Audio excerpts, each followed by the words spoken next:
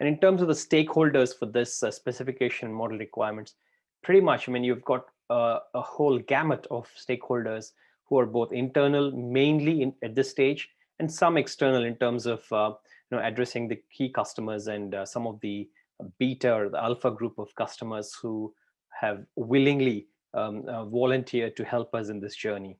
And then we can also try and look at some of the requirements in order to communicate what is important for us at this stage is to get the approval, is to get some kind of a sign off, some kind of a buy-in from the senior stakeholders, from the management, from the sponsors of this program or initiative or the product development, this approach that we have taken.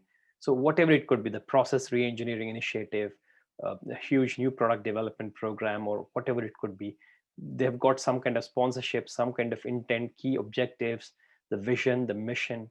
All of these are actually dictated by the senior stakeholders. So if that were the case, how can we get their buy-in? How can we get them to realize that we have actually chosen the right path, we're going the right direction? So again, we need to consider their perspective as well. And we might also need to work with other stakeholders. So again, that would be the domain SMEs, the people who are working on the architecture, and the implementation SMEs, and so on and so forth. So again, the domain subject matter experts really come very handy, because we get a real understanding in terms of what the workflow is, what the kind of life style and the key goals and needs of the real end customers and users.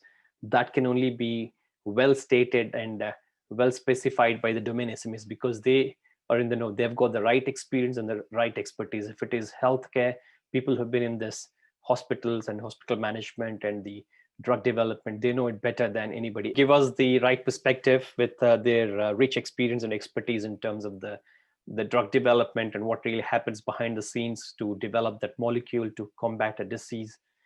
They know all the research methodologies, the whole process behind that whole approach. Same with banking, financial institutions. The people who've been working in the banks and the compliance sector, the risk, they're the people who understand the real intricacies behind some kind of credit derivative product, new product definition and stuff like that. So they know the ins and outs and the potential risks, potential opportunities that lie with the market. So I think they're the best stakeholders for us to consult to be able to define that. End users, as we have been discussing all along, they give us an insight into how the product has been shaping up, so they can effectively be the first port of call for us to test our prototype to see how efficient and effective that is working, how that is looking, so we can really get the early feedback from these end users during the modeling of, or even the demonstration of the prototypes, and sharing the early versions of the models of the product. And obviously the implementation subject matter experts, so they give you the solution perspective. They're the people who can come back with solution options that could address the problems that we've identified. So potentially the architectures, the architects and the enterprise architects, the business architects, solution architects, technical architects, and people, the specialists and people who've been in the business, who've been in the particular domain, who've got the product knowledge, the organizational knowledge, the application knowledge. They would be the people who can come up with the solution recommendations. Project manager, again, we need to be really working in close conjunction with the project manager, help them with the risk analysis, and also make sure that we are following the processes. And as we just discussed, the sponsors play a key role in getting us the required resources, and also the buy-in from the senior management for the management board of governance, etc.